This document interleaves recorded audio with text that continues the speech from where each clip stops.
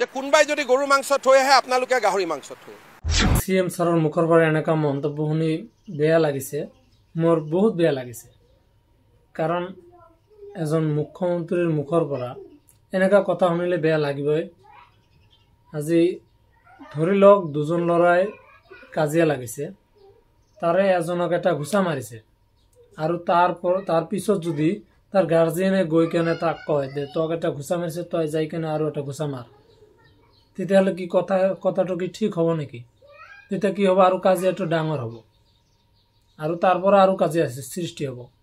গতিকে মই ভাবোঁ যে যিয়ে দোষ কৰিব, দোষীক আইনে শাস্তি দিব, আইনে বিচাৰ কৰিব।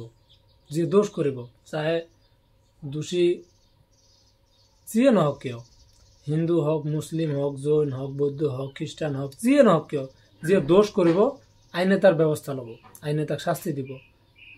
গতিকে এজন মুখ্যমন্ত্ৰী হৈ, এজন অভিভাৱক হৈ এনেকুৱা কথা কোৱাটো মানে শোভা নাপায় বুলি মই ভাবোঁ।